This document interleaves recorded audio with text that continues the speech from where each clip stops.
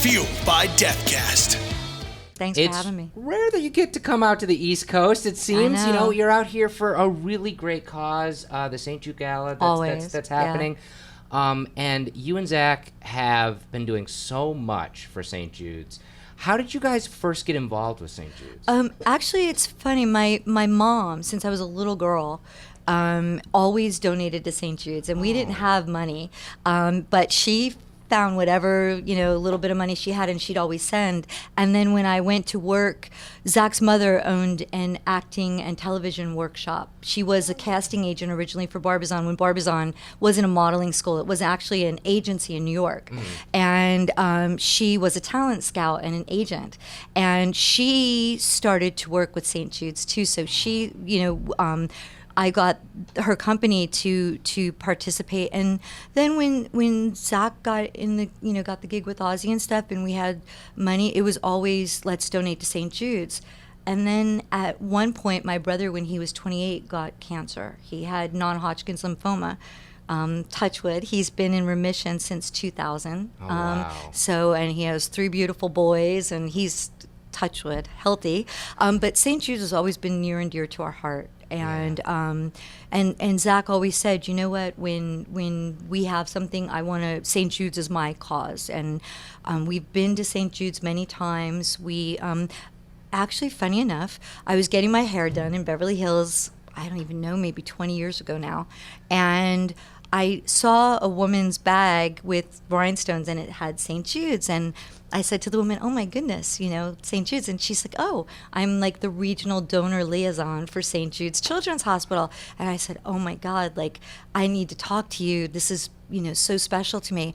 And she and I forged a friendship, and I told her if there was any way that we could have some sort of relationship with St. Jude's. She flew Zakk and I to Memphis. We toured the hospital. The research lab is through the hospital. You can't walk into the hospital to the research lab without going through the hospital. So those doctors and those researchers every day are reminded of these kids and the cause and the drive and the dream and the trying to cure these kids. And they've come, there was like a 12% cure rate for childhood leukemia before St. Jude's really built the hospital and got involved. And they have doctors and nuclear physicists and these researchers and pharmaceuticals are developed there from all over the world. They have the Nobel Peace Prize winning physicist who developed the bird flu. The bird flu vaccine, excuse me. Right. Not the bird flu. But he's there in their research facilities, coming up with vaccines, and the AIDS vaccine they have someone working on there. It's the most incredible place that you could ever imagine. And so when you become a donor for St. Jude's, they allowed us to tour the entire facility and then let Zakk decide if he wanted to focus his donation in one specific area. So Zakk was pretty enthralled with, they have like a robotic system where they'll take cancer cells and they'll put it into this robot, and the robot takes all different chemotherapies or even herbs and environment, like natural resources as well, and they'll test it on cancer cells in an infinite amount of different variables, and so that they don't have to test it on children or animals. Wow.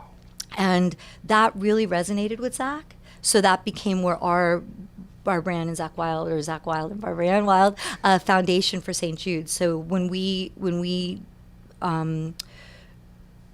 develop a reason to, when we have a fundraiser for them, the money is concentrated in that area right now. That's so interesting. And that's just the future right there. Tech and medicine and all that kind of stuff. It's incredible. It's absolutely incredible. And since I've been connected with Death Wish, And with you guys, you know, I've gotten to learn a lot more about St. Jude's and their incredible facility and everything that they do there. Amazing. It costs at least with last time I was there, it's probably increased because of the economy, but $52 million a day to run that hospital, and it's all pro bono. Yeah. They don't, you know, the only thing you have to do in order to have your child to be treated at St. Jude's is have one of the diseases that they focus on and that they treat. So many childhood cancers, they do some sickle cell anemia work, there are a couple of other diseases, but and then they also do protocol from their incredible wealth of research and doctors there.